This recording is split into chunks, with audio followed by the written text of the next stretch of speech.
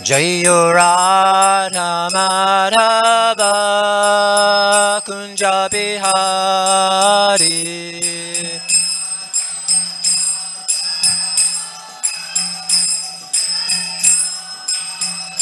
Jayo Radha Madhava Kunja Bihari.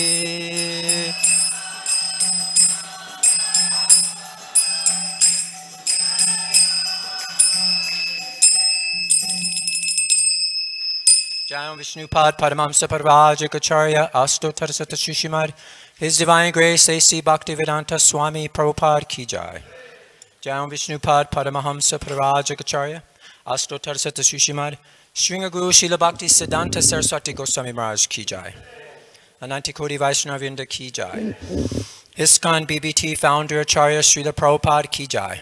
Namacharya Srila Haridas Thakur Ki Jai. Premzikaho Shri Krishna Chaitanya Prabhu Nityananda Shri Advaita Gadadha Shivasari Gaur Bhaktavinda Ki Jai. Shri Shri Radha Krishna Gopi Gopinath Shyama Kund Radha Kund Giri Govardhan Ki Jai. Vrindavan Dham Ki Jai. Mayapur Dham Ki Jai.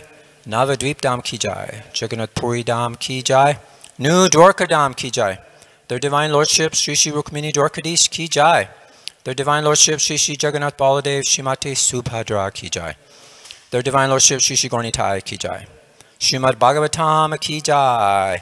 Jumunamai Gangamai Ki Jai. Tulsi Devi Bhakti Devi Ki Jai. Transcendental Book Distribution Ki Jai. Harinam Sankirtan Yagya Ki Jai. Transcendental Prasadam Distribution Ki Jai. Gaur Premananda Hare Hare Bol. All glories to the assembled devotees, Hare Krishna. All glories to the assembled devotees, Hare Krishna. All glories to the assembled devotees, Hare Krishna. All glories to Shri Shri Guru and Shri Gauranga. Gaur Srila Prabhupada.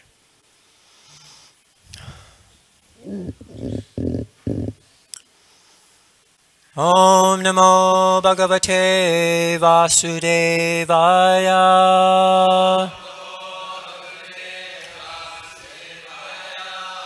Om Namo Bhagavate Vasudevaya.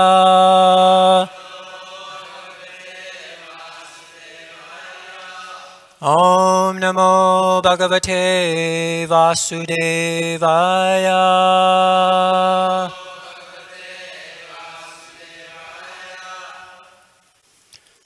So today we're reading from the Srimad Bhagavatam. This is the first canto, entitled Creation. And this is chapter 7, the son of Drona punished, text number 8.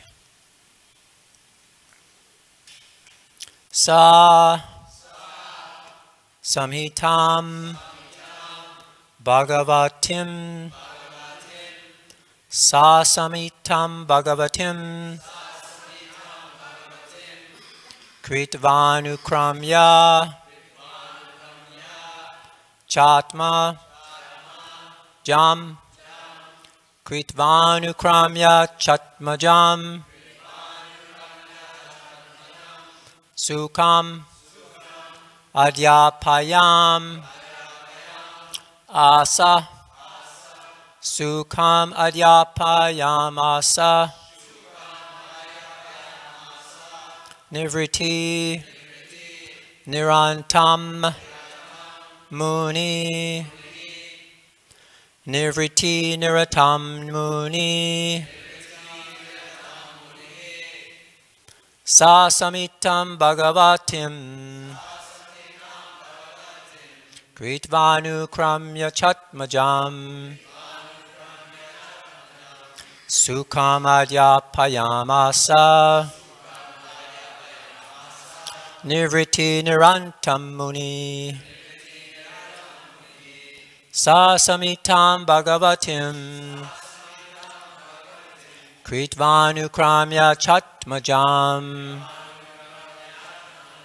Sukhamadhyapayamasa Nivriti Nirantam Muni.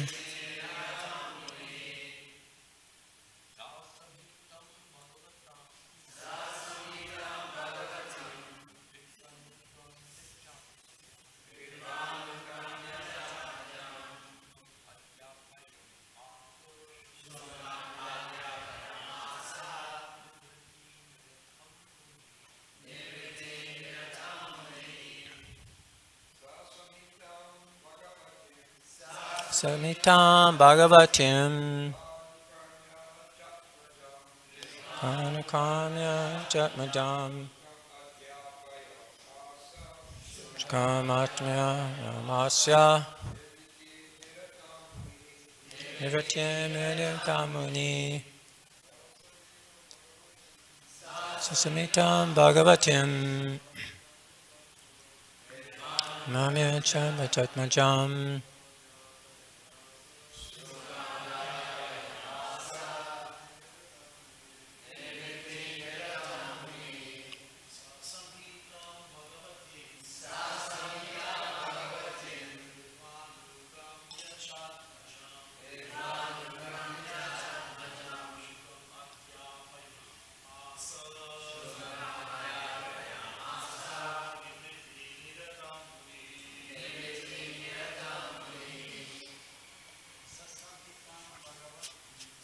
Satantam Bhagavatim Amityam Chatmajam Sukamadhyapayamasa Vaishnavis Satantam Bhagavatim Ganemam Chatmatim Sukamadhyapayamasa Nivritti Nirantam Muni Sasamitam Bhagavatim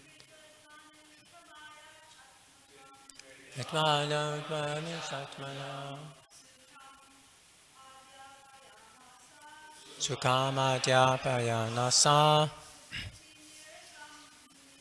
Nivritti Nirantam Muni Sa that Samhitam Vedic literature Bhagavatim in relation with the personality of Godhead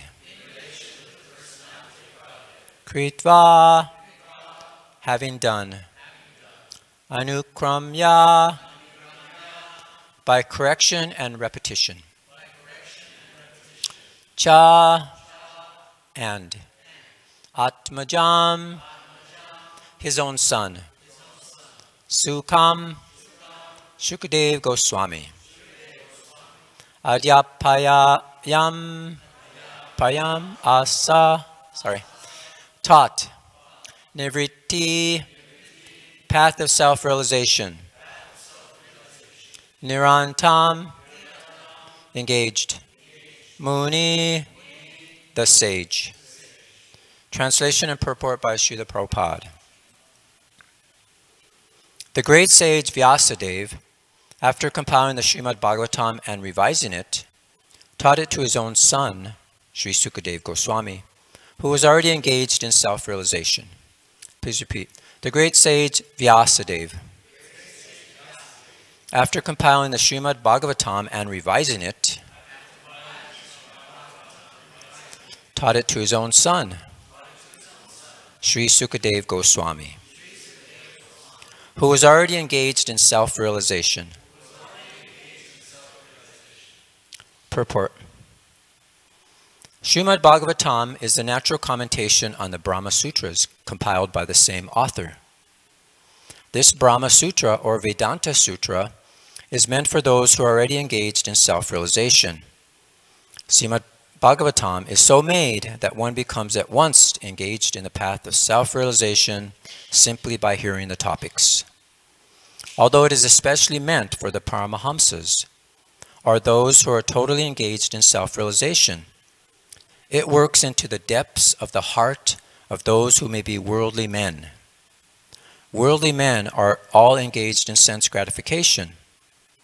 But even such men will find in the Vedic literature a remedial measure for their material diseases. Sukadeva Goswami was a liberated soul from the very beginning of his birth, and his father taught him Srimad Bhagavatam. Among mundane scholars, there is some diversity of opinion as to the date of compilation of Srimad Bhagavatam. It is, however, certain from the text of the Bhagavatam that it was compiled before the disappearance of King Parikshit and after the departure of Lord Krishna. When Maharaj Parikshit was ruling the world as the king of Bharatavarsha, he chastised the personality of Kali. According to revealed scriptures and astrological calculation, the age of Kali is in its 5,000th year. Therefore, Srimad Bhagavatam was compiled not less than 5,000 years ago.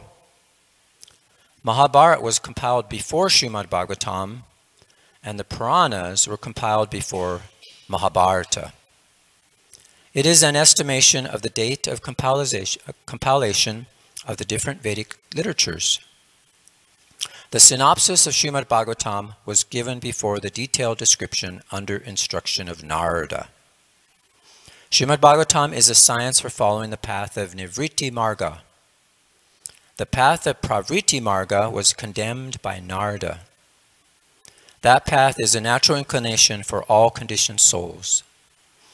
The theme of Srimad Bhagavatam is the cure of the materialistic disease of the human being, or stopping completely the pangs of material existence. Wow. Om Jnana Timirandasya Gyananjana Salakaya Chakshus Ulminitam Yena Tasmai Shri Gurave Namaha. Shri Chaitanya Manobhistam Stapitam Yena Bhutale Swayamupakada Mayam Dadati Swapadantikam. Jai Shri Krishna Chaitanya Prabhu Nityananda Shri Advaita Gadadhar Shivasari Gaur Bhaktavinda. Hare Krishna Krishna Krishna Hare Hare. Hare Rama Rama Rama Hare Hare.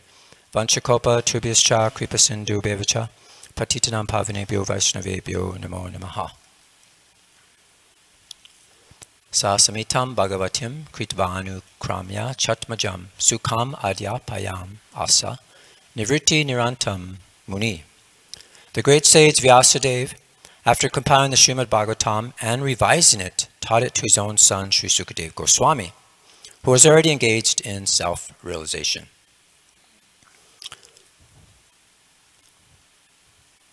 At the end of the last sentence of this purport, Srila Prabhupada says, the theme of Srimad Bhagavatam is the cure of the materialistic disease of the human being, or completely stopping this material existence. So this word, the theme, or like a narrative, is the central topic of the text. And the most common contemporary understanding of theme is an idea or a point that's central to a story, and which can almost be summed up in a single word, like love or death or betrayal. But in our case, it's the cure. This is the theme of Srimad Bhagavatam. We want to get cured.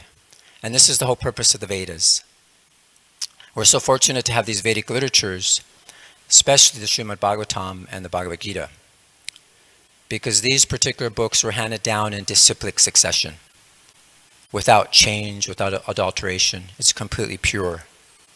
Whereas other Vedic literatures, like we can see now today the Mahabharata, there's like 80 different translations available. So the Mahabharata wasn't handed down through disciplic succession. There's different people interpret it in different ways, and there's so many different ideas. So these weren't like passed down in disciplic succession. But the Srimad Bhagavatam is the Paramahamsa Samhita. It's meant for Paramahamsas. But not only them, for anyone, actually. Anyone could take advantage. So we see that the whole Bhagavatam, all the different stories, we have the Puranjana story. What's that meant for? It's meant to elevate one to devotional service. So we see originally there was one Veda, right? And then it was divided into 4 by Vyasadeva. Actually, Vyas means to divide. And so there's the Rig Veda, which is like the hymns. And then we have the Sama Veda, which is like music. And then the Yajur Veda, that's for setting up yagyas, right?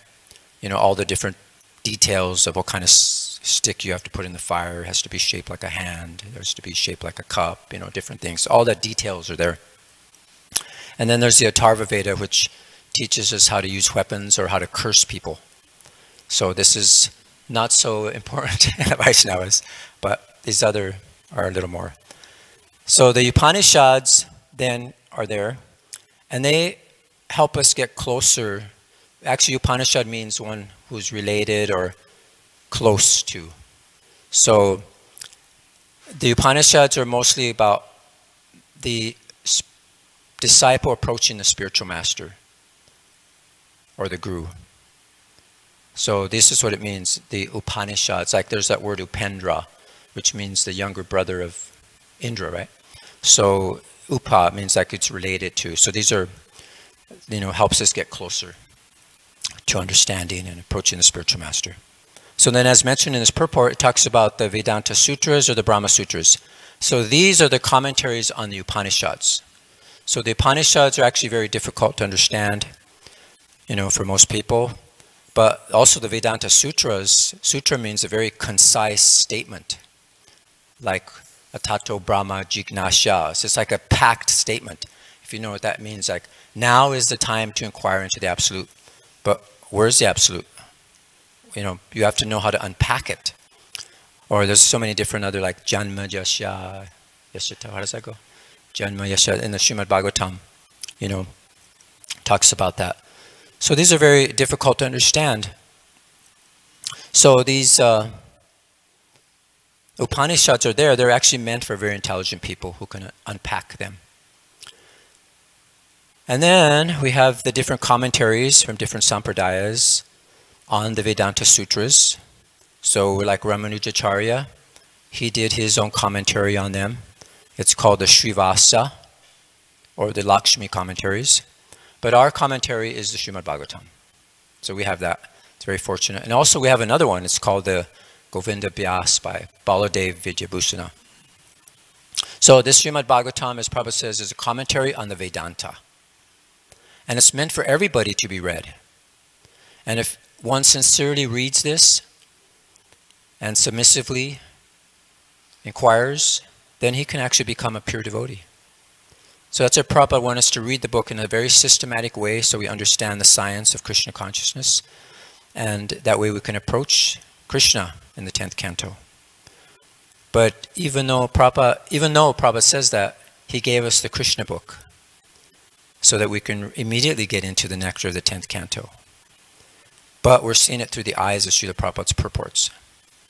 So this helps us really see things. So this is the essence of religion. It's given to us through the heart of a pure devotee like Srila Prabhupada, through his purports. And this history of the Srimad Bhagavatam, it's actually eternal. And it's been passed down from generations to different generations. Just like Sukadeva Goswami, he heard these 18,000 verses from his father. Lord Brahma heard the 4 verses only, compact version of the Srimad Bhagavatam. But then actually later he studied the 18,000 verses. And then Sukadeva Goswami, he repeated them. And now we're hearing from Sutta Goswami. And also we have Srila Prabhupada, he comes. And he has taken the essence of all these previous acharyas and commentaries and he distilled them in the Srimad Bhagavatam and the Bhaktivedanta purports. And now his followers are doing the same thing. They're giving Srimad Bhagavatam classes, they're expanding on them. So all these, Srimad Bhagavatam is not stagnant, it's dynamic. So the ideas are ancient, they're timeless. But according to time and circumstance, these are given by the great sages, the pure devotees, on how you can apply this ancient knowledge to this modern age. And that's what Srila Prabhupada did. In fact, all the answers are there in the Srimad Bhagavatam about everything, any kind of problem.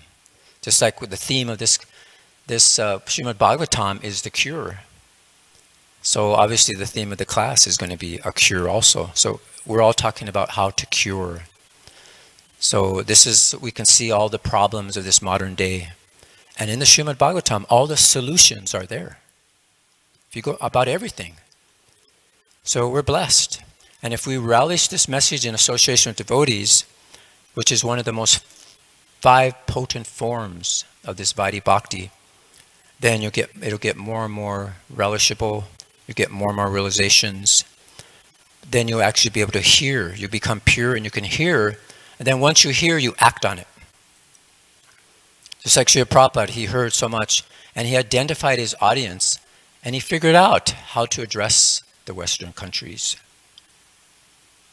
You can see actually India is being swallowed up by the Western so-called culture. But Srila Prabhupada was empowered. And if we simply follow Srila Prabhupada's instructions in the right way, submissively hear and chant these 5 potent, processes of devotional service, then we'll also understand the right way to present this Krishna consciousness.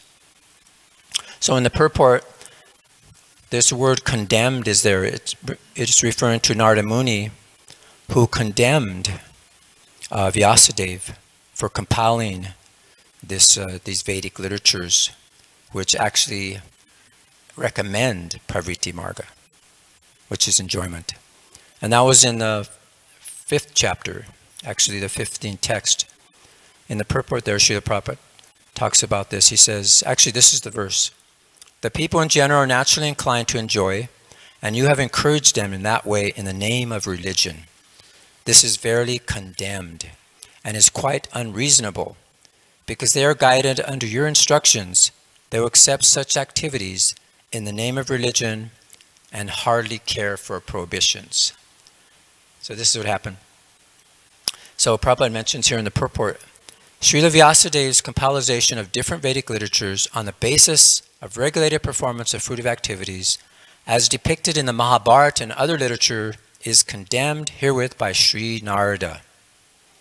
The human beings, by long material association, life after life, have a natural inclination, by practice, they had a lot of practice, to endeavor to lord it over material energy.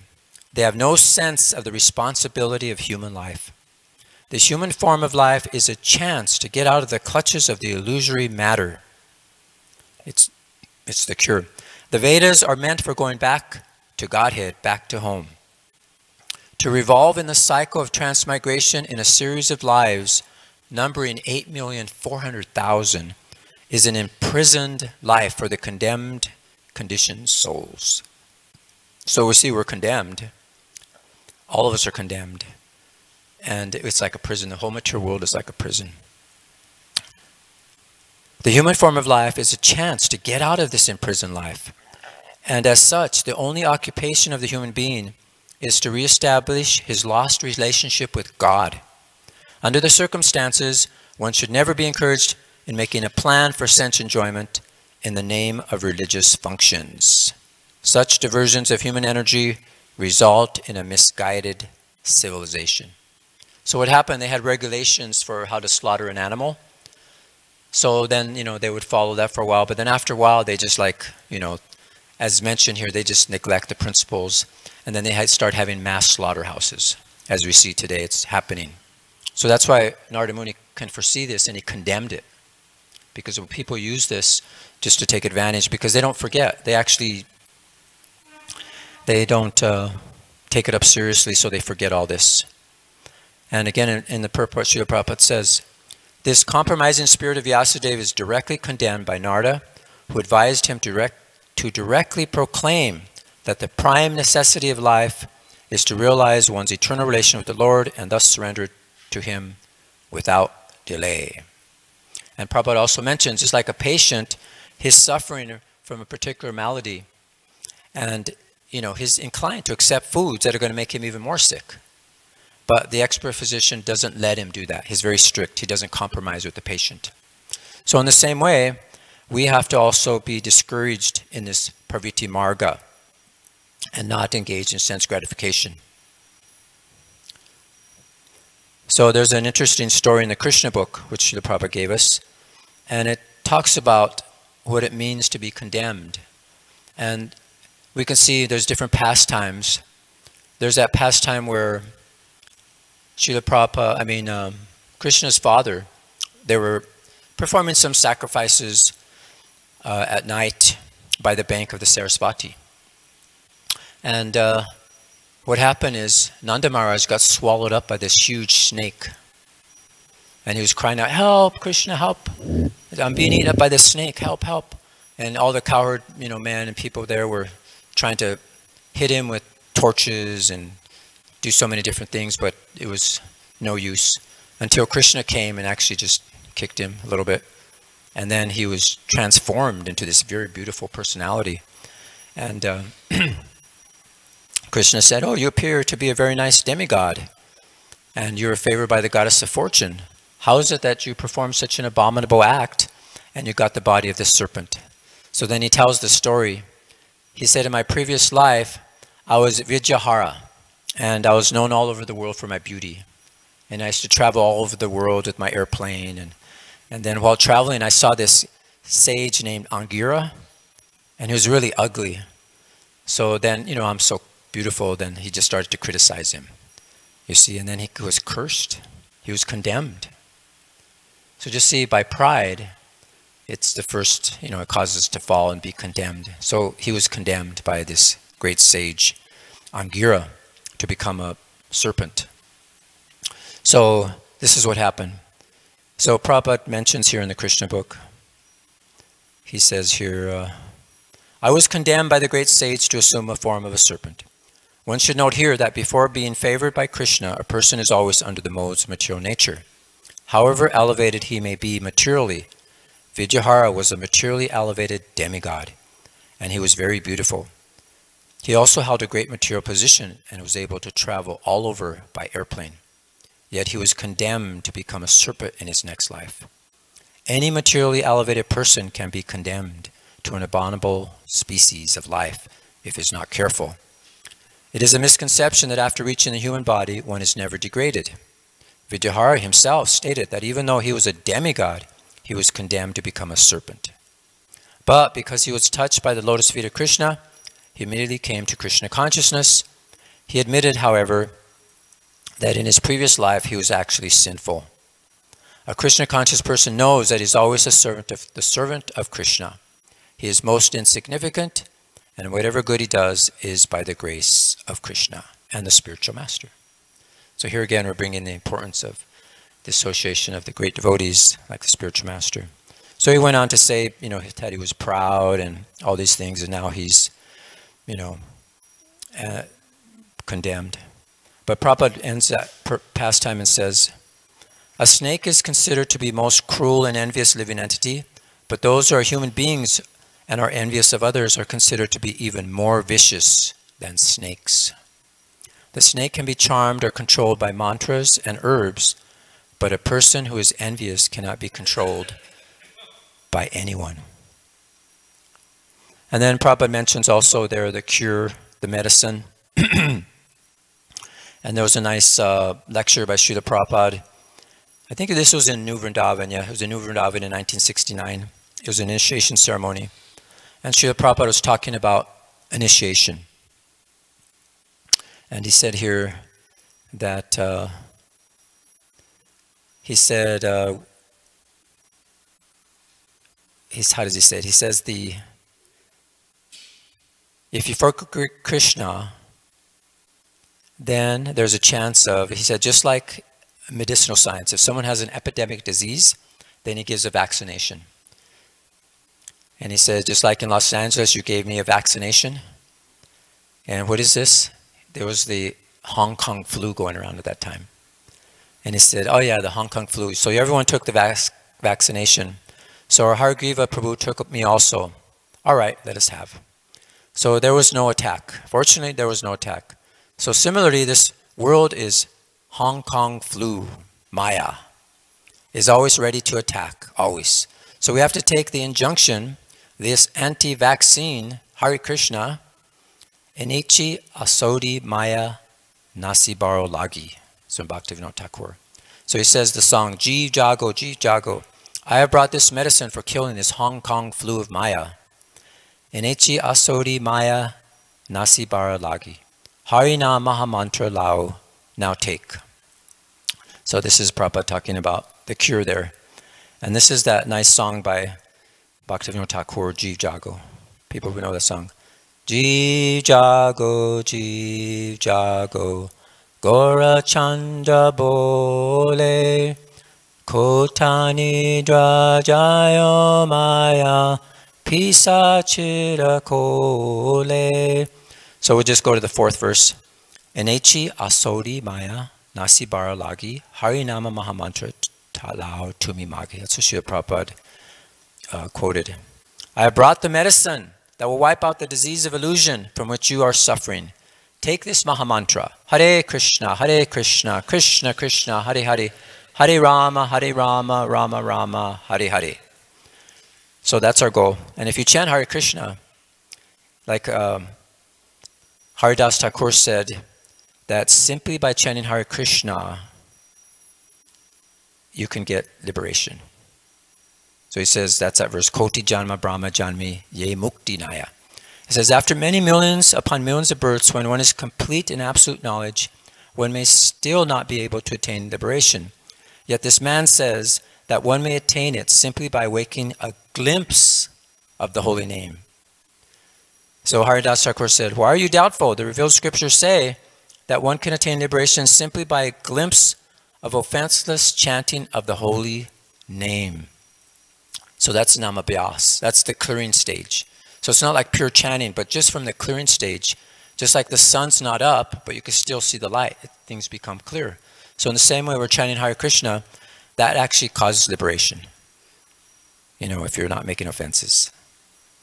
So if we can attain liberation just by a Namabhyas, then what's the achievement of pure chanting? Then we get Krishna Prema.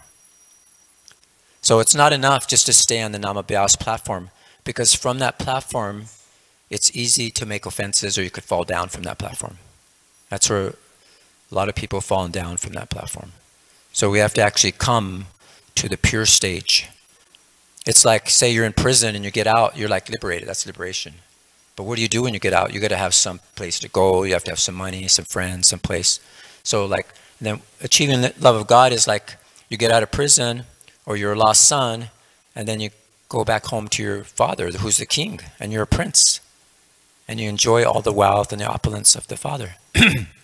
So this is the difference between liberation and getting pure love of God. We don't want to just get liberated. We want to actually develop our relationship with Krishna. So this is so nice. It's unfailing medicine. And when we take this medicine, all the sins just fly away. You know, all the bad planets, all the evil omens, you know, the curses, everything just flies away. We become cured. We become free from disease, actually free from death. Just like Ajamil, he was about to die and go to hell, but his life was extended. He didn't die. And then he took up Krishna consciousness, and then he went back to Godhead. So this is the process of Krishna consciousness. It's so powerful. But it's so important. The one boon that we have is the association of devotees. Because without that association of devotees, we will make offenses. So it's very important. And in the purport, Srila Prabhupada mentions this Nivritti and Pravritti Marg. And you just look that up, there's so many things on that Prabhupada talks about again and again. You know, Nivritti Marg, Pravritti Marg. And there's one place here, Prabhupada mentions it in the 4th canto. According to the Vedic instructions, there are 2 paths for the human activities. One is called Pravritti Marg, and the other is called Nivritti Marg. The basic principle for either of these paths is religious life. In animal life, there is only Pravritti Marg. Pravritti Marg means sense enjoyment, and Nivritti Marg means spiritual advancement. In the life of animals and demons, there is no conception of Nivritti Marg, nor is any actual conception of Pravritti Marg. Pravritti Marga maintains that even though one has a propensity for sense gratification, he can gratify his senses according to the directions of the Vedic injunctions. For example, everyone has a propensity for sex life, but in demoniac civilization, sex is enjoyed without restriction. According to Vedic culture, sex is enjoyed under Vedic instructions.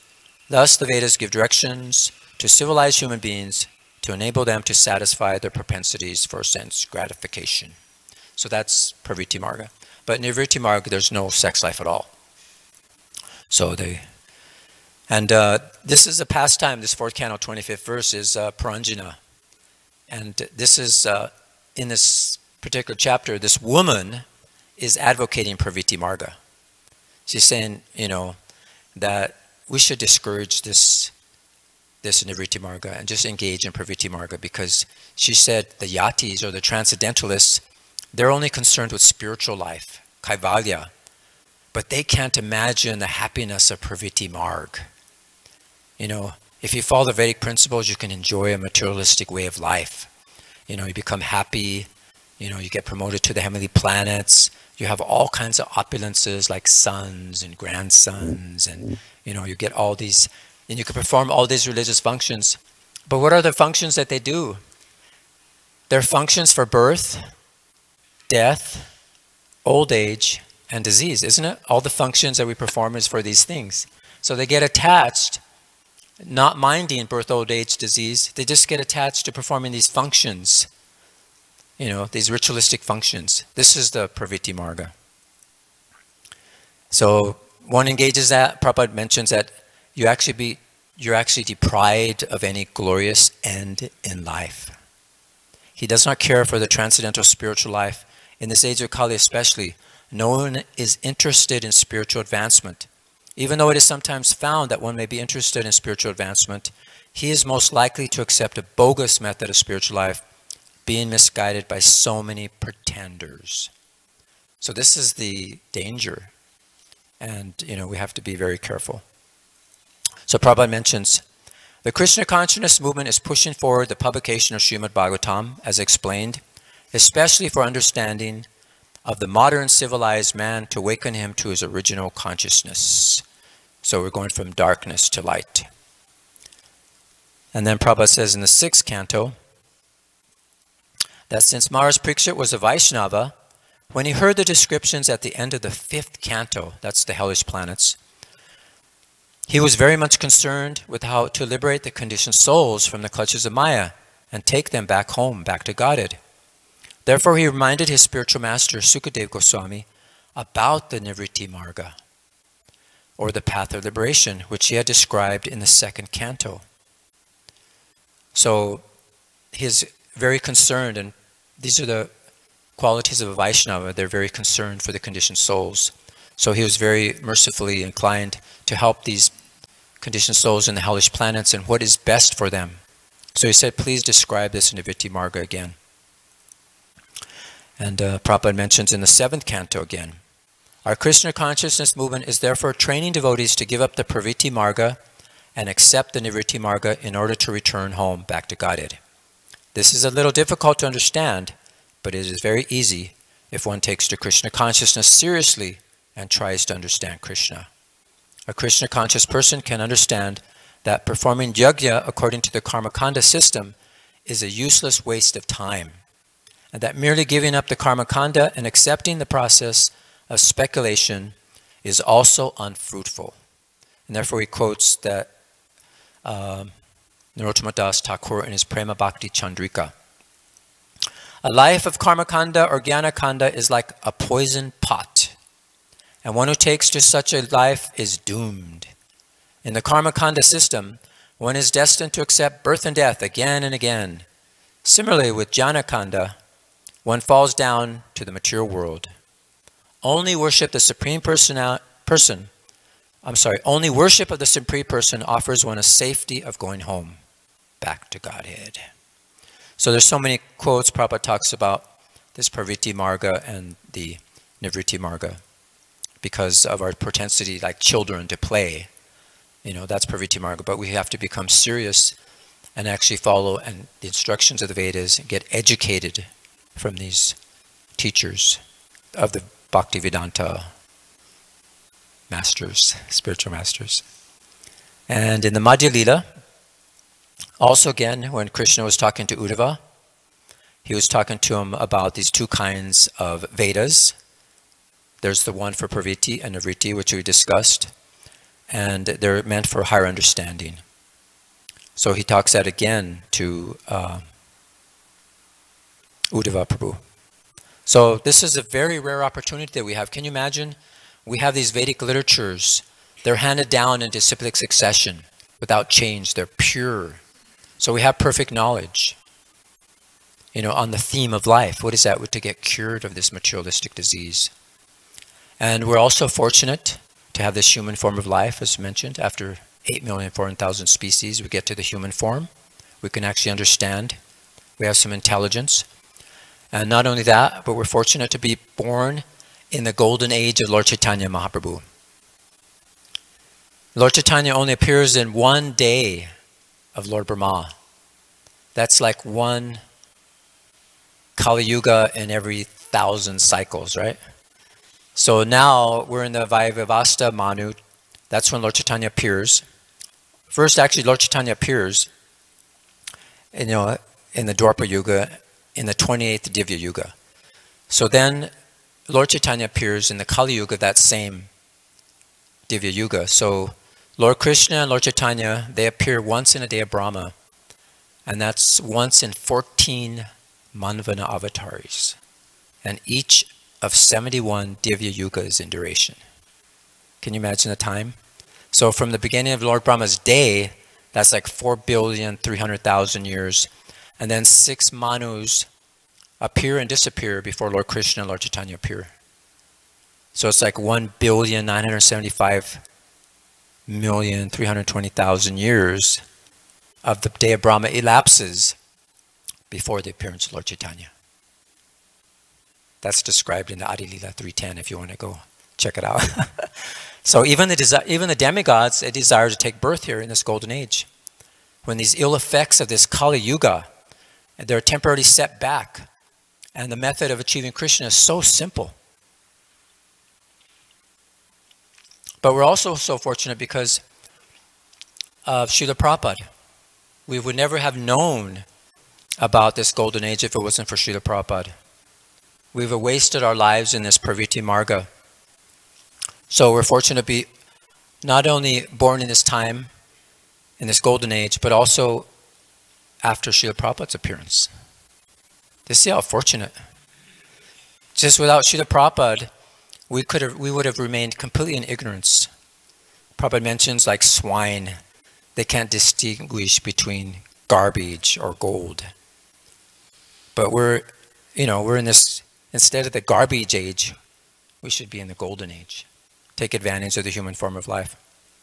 So as I mentioned, Srila Prabhupada distilled these Vedas with his Vani in the Bhaktivedanta purports so that we can perceive and experience this golden age. Experience the golden moonshine of Lord Chaitanya Mahaprabhu, who's illuminating this dark age.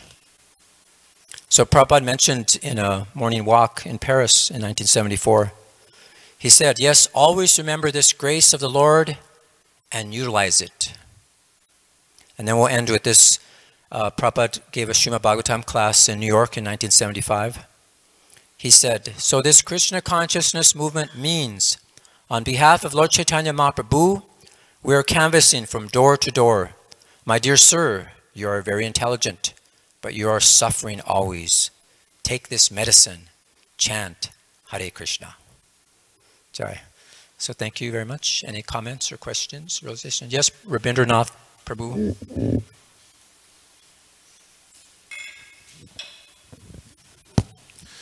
Yeah, you mentioned how, said that, I think Narada Muni told Srila Vyasadeva that these other Vedic liturgies he compiled, such as the Puranas and the Mahabharata, people are encouraged to engage in sense gratification. They will just forget about the prohibitions. So, I mean, should devotees even read such literatures then? I mean, if they're written in that way? But should devotees read such literatures if they encourage sense gratification? I mean, like that. Yeah, it's not encouraged. Just Srimad Bhagavatam, Bhagavad Gita. That's all you need. Nectar devotion, right? Krishna book. That's all we need. Everything is there. Everything. Was it Bhaktisiddhanta? There was a quote where he said that if there's only one book, it would be Srimad Bhagavatam. But if the Srimad Bhagavatam wasn't there, even Chaitanya Charitamrita would be the one.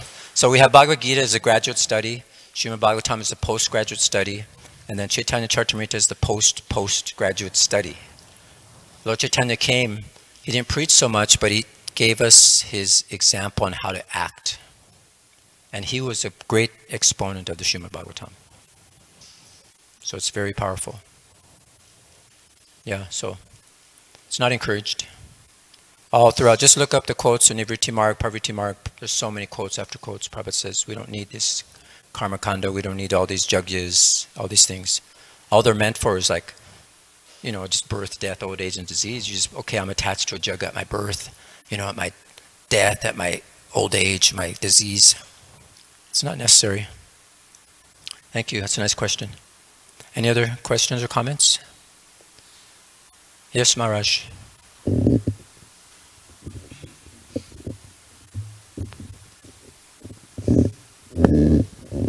Thank you for a nice class, Prabhuji. Thank you, Maharaj. I would just like to comment on Rabindranath's question in regard to the Mahabharata. I think he mentioned, should we not read it because of what Narada Muni says, that this is not the real essence, this is not the real cream, as we might say, of spiritual life. Sorry, I got a hoarse throat this morning, so please forgive me. So, as far as the Mahabharata goes, we must understand that there are many wonderful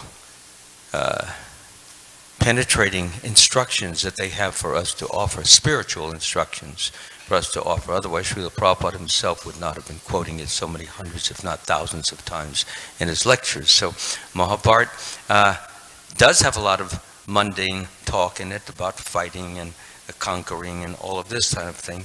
But generally, Srila Prabhupada brings it into a more spiritual direction, that the fighting was not for nothing. It was not just to strut and show your strength and your power, but it was really to rectify a horrible situation of sinfulness which had come to prevail over the Kuru dynasty and which had to be removed unless the whole world could go to hell because of Duryodhana's setting such a terrible example of lying is okay, destroying your cousins, that's okay. I mean, all of these terrible things were going on. So that's the one thing. We don't have to avoid Mahabharata, but we should try to see the spiritual essence of all these different episodes and stories. They all have something to teach us, every one of them. And the ultimate lesson that we gain from them is that when you depend upon Krishna, as the five Pandavas did, and as they took guidance from Krishna, and they practiced the principles that Krishna gave, they were successful, they were victorious. The evil, although initially was apparently victorious because the Pandavas were in a very terrible, difficult, horrible situation, but ultimately they came to prevail and to succeed and to triumph due to the fact that they depended upon Krishna. And that's our lesson, you see, depend upon Krishna, and Krishna gives us that lesson. Always depend upon me, work under my protection, such devotional service, be fully conscious of me. In 1857, 1858 Bhagavad Gita. So that was the first point of Rabindranath's question. The other thing is that when Narada Muni complains about Mahabharata and some of these other books, he's not really condemning them, but what he's saying is there's something better, there's something tastier, something more juicy and nectarine, and that is the charming pastimes of Lord Krishna, and that's what he wanted more description of, and that's because when we hear those wonderful, charming, lovable, adorable pastimes, we automatically become attracted to them. We automatically want to know more about them. We automatically want to read about them and hear about them, and that's what Narada Muni wanted us to do, not just to hear a story, but to become so absorbed in the story that we actually want to be a part of that and ultimately desire it and desire to go back home, back to Godhead. So that was the main point. These other, they have a lot of good and evil, these stories and so forth, but this was beyond good and evil. This is transcendental. And transcendental means the heart is opened, love begins to pour from the heart to the lotus feet of the Lord, and that's what Narada Muni wanted Vyasadeva to do, to write that kind of literature, which when listened to, when heard, when read, will automatically cause a person to want that and nothing more. Jai, that's why we need devotees like yourself with the lens of your purport to understand what the whole purpose of these Vedic literatures are. Otherwise, if you don't have this lens of the devotees, then Prabhupada says, then you become attracted to the politics, to those things and the, the charm and all these judges from the Mahabharata or other literatures. So thank you. Any other comments, questions? Thank you. I'll go to Srimad Bhagavatam. I'll go to Srila Prabhupada.